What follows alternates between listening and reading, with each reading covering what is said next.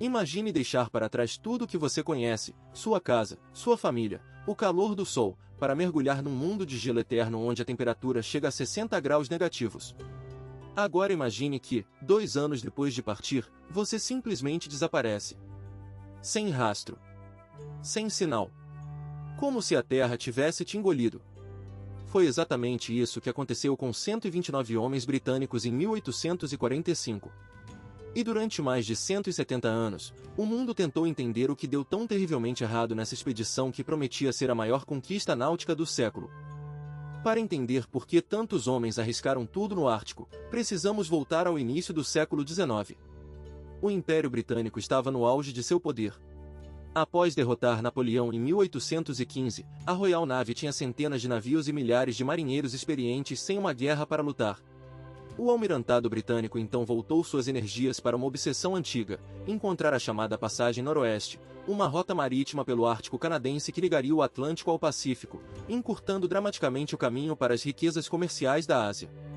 Quem descobrisse essa rota controlaria o comércio mundial. Dezenas de expedições já tinham tentado e fracassado antes de 1845. Algumas foram relativamente bem-sucedidas em mapear partes do Ártico, mas nenhuma conseguiu atravessar a passagem de ponta a ponta.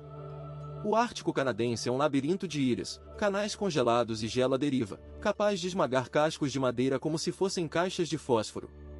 Nesse contexto, o almirantado britânico precisava de um nome respeitado, um herói nacional, alguém que inspirasse confiança e que tivesse experiência real no extremo norte.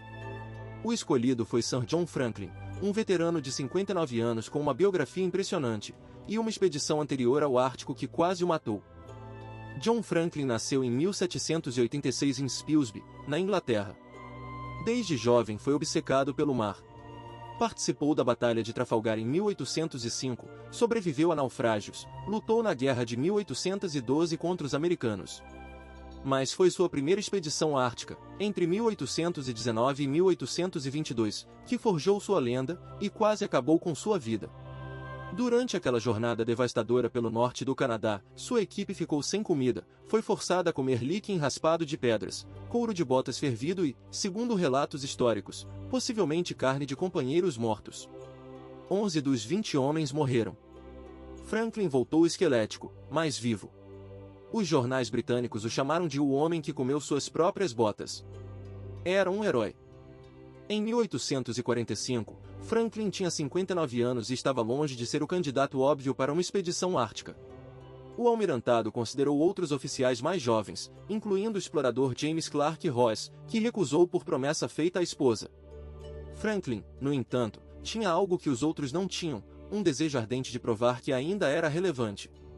Estava gordo, com saúde debilitada, e muitos no almirantado duvidavam em particular de sua capacidade física. Mas Franklin insistiu, sua influente esposa Lady Jane Franklin fez lobby intenso, e no fim, em fevereiro de 1845, o almirantado nomeou Franklin comandante da expedição. Uma decisão que selaria o destino de 129 homens.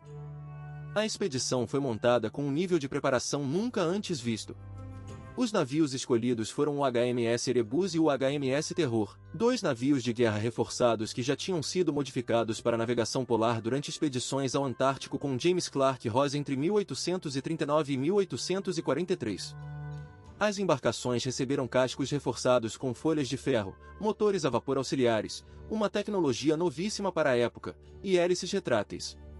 O Erebus tinha 370 toneladas, o Terror, 340. Juntos, carregavam suprimentos para 3 anos, quase 136 mil quilos de farinha, 64 mil quilos de carne enlatada, além de chocolate, café, rum e até uma biblioteca com mais de 1.700 livros. Em 19 de maio de 1845, o Erebus e o Terror deixaram o porto de Greenwich, no rio Tâmisa, acompanhados por multidões que acenavam das margens. Era uma partida festiva, quase triunfante. Franklin vinha de um jantar de gala no almirantado. Sua esposa Lady Jane o despediu no cais.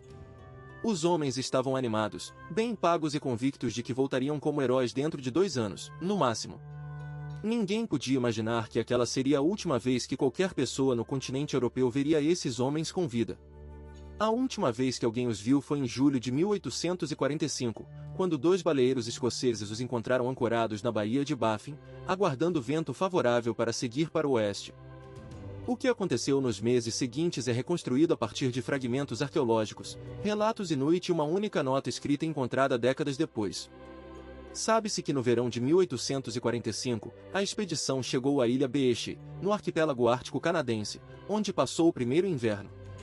Nesse local, 3 marinheiros morreram e foram enterrados. Suas sepulturas foram encontradas em 1850 e se tornaram uma das primeiras pistas concretas da expedição. Estudos posteriores nas tumbas revelaram dados alarmantes. Os corpos apresentavam sinais de tuberculose, pneumonia e, crucialmente, níveis extremamente elevados de chumbo no organismo, muito acima dos limites seguros. Uma pista que levaria a uma das teorias mais perturbadoras sobre o colapso da expedição. A teoria do envenenamento por chumbo ganhou força a partir de estudos forenses nos anos 1980 e 1990, liderados pelo antropólogo canadense Owen Beatty. Ao examinar os restos mortais dos 3 marinheiros enterrados na ilha Beechey, Beatty encontrou concentrações de chumbo nos ossos e cabelos que eram de 5 a 10 vezes acima do normal. A hipótese mais aceita aponta para as latas de comida fornecidas para a expedição. O contrato para fornecer a carne enlatada foi dado às pressas a um único fornecedor, Stefan Goldner, que aparentemente soldou as latas com uma liga rica em chumbo de forma descuidada. Com o tempo, o metal vazava para a comida. Os homens estavam sendo lentamente envenenados pela própria provisão que deveria sustentá-los. O chumbo não mata rapidamente.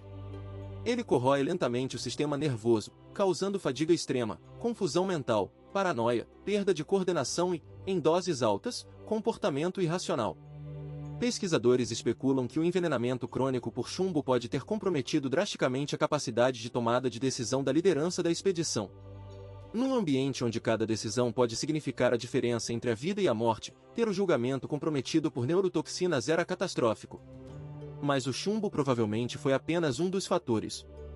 O Ártico estava prestes a se tornar ainda mais implacável, e o verão de 1846 traria uma surpresa devastadora que selaria o destino dos 129 homens de forma definitiva. No verão de 1846, a expedição seguiu para o sul a partir da ilha Beechey em direção ao Estreito de Vitória, tentando completar a travessia da passagem noroeste. Mas o verão ártico de 1846 foi anormalmente frio. O degelo que normalmente abre janelas de navegação foi muito menor do que o esperado. Em setembro de 1846, o Erebus e o Terror ficaram presos no gelo a apenas 40 quilômetros ao norte da ilha King William, no Canadá. Não era incomum navios ficarem presos por um inverno e serem liberados na primavera seguinte. Mas a primavera de 1847 chegou, e o gelo não abriu. Os navios permaneceram presos. Um segundo inverno começou. E então um terceiro. Em 11 de junho de 1847, Sir John Franklin morreu a bordo do Erebus. Os registros são escassos sobre as circunstâncias exatas de sua morte. Ele provavelmente sucumbiu a uma combinação de pneumonia, escorbuto e os efeitos cumulativos do envenenamento por chumbo. Tinha 61 anos. Com a morte de Franklin, o comando passou para os capitães Francis Crozier e James Fitzjames. Naquele ponto, a expedição já havia perdido 24 homens, quase um quinto da tripulação. Os sobreviventes, presos pelo terceiro inverno ártico consecutivo, começavam a enfrentar a mais aterrorizante das perspectivas, que o gelo jamais fosse liberá-los, e que os suprimentos acabariam antes que qualquer resgate chegasse. Em 25 de abril de 1848, num ato que demonstra o desespero crescente da situação, os sobreviventes tomaram a decisão mais radical da expedição: abandonar os navios. Crozier e Fitzjames deixaram uma nota numa caixa de metal enterrada numa cairn de pedras na ilha King William, a única comunicação escrita da expedição encontrada até hoje. A nota, datada de 25 de abril de 1848, dizia que os navios tinham sido abandonados após ficarem presos por 19 meses, que 24 homens já tinham morrido incluindo Franklin, e que os 105 sobreviventes partiriam caminhando para o sul em direção ao rio Beck, no continente canadense, a mais de 1.000 quilômetros de distância. Caminhar mais de 1.000 quilômetros pelo Ártico canadense no início da Primavera Ártica é, para dizer de forma simples, quase impossível. Os homens estavam debilitados por escorbuto, causado pela deficiência de vitamina C, tuberculose, desnutrição, intoxicação por chumbo e pelo impacto psicológico de 3 invernos árticos consecutivos em condições de isolamento absoluto. Para piorar, Eles puxavam trenós pesadíssimos carregados com equipamentos e suprimentos, incluindo itens completamente inúteis para a sobrevivência, cristalaria, livros, uma escrivaninha de mogno. A mentalidade vitoriana de manutenção das aparências de civilização, mesmo no colapso, parecia ter persistido até o limite da razão humana. O que aconteceu durante essa marcha desesperada foi registrado de forma indireta pelos Inuit que habitavam a região, o povo Netsilik e outros grupos que viviam naquela área há milênios. Relatos coletados por pesquisadores posteriores, especialmente pelo explorador americano Charles Francis Hall nos anos 1860, pintam um quadro de horror absoluto. Os Inuit relataram ter visto grupos de homens brancos marchando, claramente doentes e exaustos, alguns caindo mortos enquanto andavam. Encontraram barracas abandonadas com corpos dentro. E relataram algo que chocou os vitorianos ao ser publicado, evidências de que sobreviventes, em desespero extremo, recorreram ao canibalismo para tentar sobreviver por mais alguns dias. A evidência do canibalismo não era apenas testemunhal. Décadas depois, pesquisadores arqueológicos encontraram ossos humanos na ilha King William com marcas inconfundíveis de corte feitas por facas metálicas, os mesmos padrões encontrados em ossos de animais processados para consumo. Os ossos tinham sido partidos para extrair a medula óssea. Em 1993, o antropólogo Anikin Leizide confirmou essas descobertas de forma científica, identificando marcas de processamento em pelo menos 92 fragmentos ósseos humanos. Isso não era um escândalo, era desespero humano em seu estado mais cru. Homens que tinham saído da Inglaterra como heróis estavam morrendo sozinhos no gelo, tentando sobreviver mais um dia, mais uma hora. Nenhum dos 129 homens da expedição Franklin sobreviveu. O último sobrevivente provavelmente morreu em algum momento de 1848 ou 1849, muito antes que qualquer navio de resgate chegasse à área. A Royal Navy só começou a se preocupar em 1847, quando a expedição não retornou conforme o esperado. Lady Jane Franklin, incansável e recusando aceitar a morte do marido, pressionou o almirantado repetidas vezes e financiou pessoalmente várias expedições de busca. Entre 1848 e 1859, mais de 40 expedições de resgate e busca foram enviadas ao Ártico, muitas delas também enfrentando perigos mortais, tornando a busca por Franklin uma das maiores operações de busca da história naval britânica. Foi apenas em 1859 que a expedição liderada pelo explorador Francis McClintock, financiada pela Lady Jane Franklin, encontrou a nota deixada na ilha King William, a única comunicação escrita dos náufragos. Mas muito mais foi descoberto: esqueletos espalhados pela ilha, equipamentos abandonados, os trenós impossíveis de se acreditar que foram puxados por homens moribundos. McClintock também coletou relatos detalhados dos Inuit locais, que confirmaram a morte de todos os homens. A expedição Franklin havia terminado em tragédia total. A notícia chegou à Inglaterra e causou choque nacional. Jornais publicaram as descobertas em primeira página. A nação enlutou seus heróis perdidos.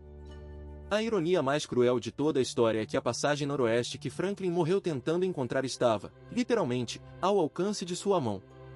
Décadas depois, pesquisadores confirmaram que a rota que Franklin tentou usar em 1846 pelo Estreito de Vitória era tecnicamente navegável em alguns verões, mas o gelo de 1846 foi excepcional. E a rota alternativa pelo Estreito de Rai, ligeiramente diferente, foi descoberta em 1850 pelo explorador John Rai usando técnicas de sobrevivência indígena aprendidas com os Inuit. A passagem noroeste completa só foi navegada pela primeira vez em 1906, pelo explorador norueguês Roald Amundsen, levando 3 anos com uma única embarcação pequena.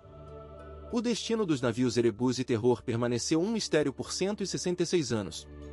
Apesar de dezenas de expedições de busca, os cascos nunca foram encontrados, até 2014 e 2016, quando expedições canadenses finalmente localizaram os destroços.